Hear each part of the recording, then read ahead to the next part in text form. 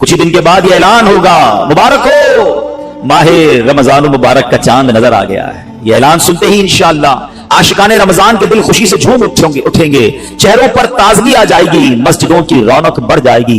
तरावी का सिलसिला, फर्ज नमाजें, कोई नवाफिल की कसरत कर रहा होगा, कोई तिलावत कुरान का फैज उठा रहा होगा, सहरो इफ्तार की रौनकें होंगी। रोजाना बाद असर और बाद तरावी इंशाअल्लाह आलमी मदनी मरकज फैजान मदीना में 2 मदनी मुजाकरों की भी इंशाअल्लाह तरकीब होगी, उसकी भी बहारें होंगी।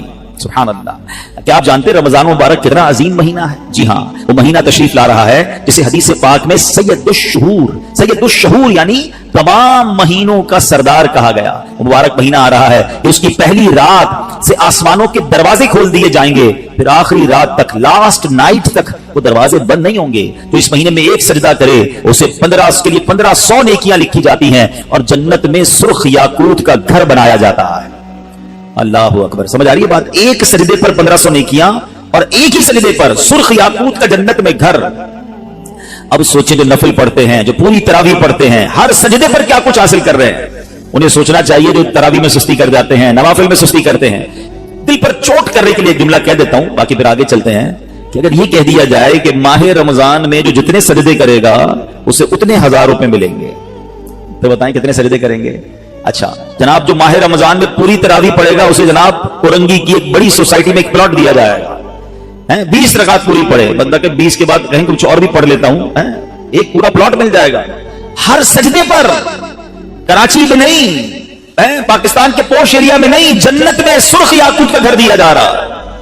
तो कितने सजदे करने चाहिए रमजान में? वारे न्यारे हो गए ना, इतना आसान। सुभान अल्लाह। और सुनो, वो महीना आ रहा है कि जो माह रमजान का पहला रोजा रखता है इसके पिछले गुनाह माफ कर दिए जाते हैं। सुबह से शाम तक 70,000 फरिश्ते उसके लिए दुआए मगफिरत करते हैं। आज दुनिया में पता है हम किसी बड़े बुजुर्ग शख्सियत को ढूंढ रहे होते हैं, किसी आलिम दीन से प्यार होता है, किसी पीर साहब से मोहब्बत होती है, बंदा कहता है जाके यार इनसे दुआ करवा लूं, मेरा काम हो जाएगा। अल्लाह के फरिश्ते, और वो भी कितने, 70,000 सुबह से शाम तक रोजादार के लिए दुआएं कर रहे हैं। सुभान अल्लाह। जिसमें नफल का सवाब फर्ज के बराबर, फर्ज का सवाब 70 गुना बढ़ा दिया जाएगा। रमजान मुबारक की जब पहली रात आती है, अल्लाह पाक इस उम्मत की तरफ नजर रहमत फरमाता है, और जिस पर अल्लाह नजर रहमत फरमाए उसे कभी अजाब ना देगा। इससे पता क्या पता चल रहा है? 2-3 बातें आ गई हैं कि पहली रात बड़ी इंपॉर्टेंट है, आखिरी रात तो है इंपॉर्टेंट, वो बाद में बताऊंगा, मगर चूंकि अभी पहली रात आने वाली है ना, first night of Ramzan is very important. आपने सुना उस रात हमें 2 रकअतें पढ़नी है, फिर फरमाया इस रात अल्लाह जिस पर नजर रहमत फरमाएगा उस पर कभी अजाब नहीं होगा। और फिर क्या फरमाया कि पहली रात आसमानों के दरवाजे खोल दिए जाते हैं। सुभान अल्लाह। तो ये खास रात है। फरमाया इस मुबारक महीने में बख्शिश के परवाने बांटे जाएंगे। कौन सा वक्त बड़ा सेंसिटिव है?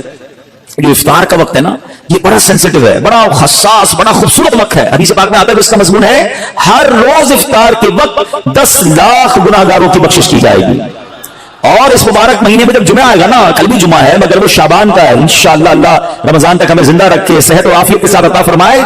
इंशाअल्लाह जो अगला जुमा होगा, रमजान में जितने जुमे होंगे, फरमाया तब तो वारे न्यारे हो जाएंगे जुमेरात की मगरिब से लेकर गुरूब आफ्ताब से जुमे के गुरूब आफ्ताब तक। ये 24 आवर्स हैं, ये जो दिन रात है, फरमाया हर घड़ी में 10-10 लाख गुनाहगार जहन्नम से आजाद कर दिए जाते हैं। और वो भी कौन से? जिन पर जहन्नम वाजिब हो चुकी थी, गुनाहों की वजह से जिन पर जहन्नम वाजिब हो गई, वो गुनाहगार बख्शे जाएंगे। अल्लाह अकबर। अब सोचो ये रमजान कैसा महीना है, इसकी कितनी खुशी होनी चाहिए, कितनी प्रिपरेशन होनी चाहिए। इफ्तार का वक्त तो इतना नाजुक वक्त है कि 10 लाख बख्शे जा रहे हैं। हम इफ्तार में किस काम में लगे रहते हैं? भाई समोसे आगे के नहीं आए, पकौड़े आगे के नहीं आए, शरबत कहाँ है, दही बल्ले कहाँ है, फला चीज कहाँ है, घर में एक अफरा तफरी मची होती है।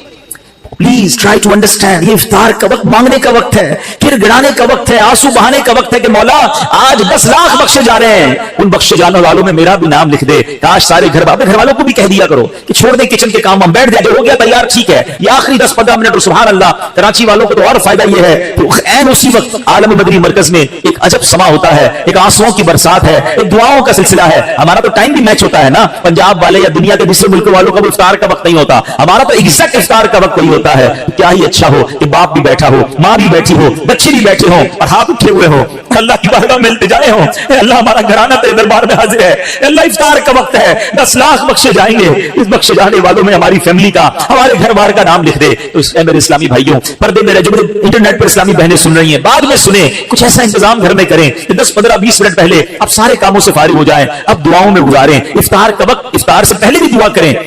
مگر جو خاص مقبولیت کی گھڑیاں ہیں وہ عین افطار کے بعد ہیں. افطار میں لگ جاتے ہیں ہم, کھجور کھا لی, پانی پی لیا, دوبارہ ہاتھ اٹھائیں, دوبارہ مانگے. یہ وقت ہے مانگنے کا, یہ قبولیت کی گھڑیاں ہیں. اللہ کرے کہ ہم ان لمحات کو پراپر انداز میں, صحیح انداز میں گزارنے میں کامیاب ہو جائیں. کیا خوبصورت اشعار لکھے گئے کہ واہ کیا بات ہے ماہ رمضان کی, واہ کیا ماہ رمضان کی, واہ کیا ماہ رمضان کی, آیا رمضان آ گیا رمضان, واہ کیا بات ماہ رمضان کی, جان رمضان پر میری قربان, واہ کیا بات ماہ رمضان کی, فضل رب سے تیرا گیا رمضان, لوٹو رمضان کا لوٹ لو فیضان, واہ کیا بات ماہ رمضان کی. انشاءاللہ وہ مہینہ آنے والا ہے, اپنے دل میں خوشی داخل کیجئے, پریپریشن کیجئے, تیاری کیجئے. آپ کے گھر پہ جیسا مہمان آتا ہے آپ ایسی تیاری کرتے ہیں نا, کوئی دور کا مہمان, نارمل مہمان آپ نارمل سی تیاری کرتے ہیں, اسپیشل مہمان آپ اسپیشل تیاری کرتے ہیں. کچھ مہمان ایسے ہوتے ہیں جن کے آنے کے لیے انتظار ہوتا ہے, یقین نہیں آتا وہ ہمارے گھر آ رہے ہیں. بندہ گھر بھی سجاتا ہے, صفائی بھی کرتا ہے, خوشبو بھی لگاتا ہے, اچھے اچھے کھانے بناتا ہے. مہمان کی تیاری ہے نا. تو رمضان یہ رب کی طرف سے ہمارے لیے مہمان آ رہا ہے, ہماری بخشش کروانے آ رہا ہے. ہمیں اپنے آپ کو سجانا ہے, اپنے اپنے کردار کو سجانا ہے. اپنی صحت کا بھی اس لیے خیال رکھو کہ میں اب ایسے الٹے سیدھے کھانے نہ کھاؤں رمضان سے پہلے. پتہ ہے جس کی شادی ہونے والی ہوتی ہے تو دولہے کو لوگ کہتے ہیں بھائی ذرا خیال رکھنا, شادی والے دن بیمار مت ہو جانا. ایک ہفتہ پہلے سے احتیاط کرواتے ہیں, زیادہ سفر نہیں کرواتے, زیادہ تھکن والا کام نہیں کرواتے. تو کیا ہی اچھا ہو کہ ماہ رمضان سے پہلے ہم اپنی صحت کا خیال رکھیں, تھوڑا سا ریسٹ کریں. مجھے روزے رکھنے ہیں, مجھے انشاءاللہ تراویح پڑھنی ہے, اپنے کام کاج کو ماڈیفائی کریں. آپ بہت بزی رہتے ہیں کاروبار میں, نوکری میں, تو کوشش کریں کہ کوئی ایسی ترتیب بنائے کہ میرا کچھ کام کم ہو جائے تاکہ میں روزے رکھ سکوں, میں عبادت کر سکوں. ساری زندگی پڑی ہے کام کرنے کے لیے. لیکن عجیب بات پتہ کیا ہے, اس وقت دو قسم کی تیاریاں ہو رہی ہیں. ہوں گے کچھ نیک لوگ جو انشاءاللہ عبادت کی تیاریاں, تلاوت کی تیاریاں, خوب روزے تراویح اور اس کے بارے میں سوچ رہے ہوں گے.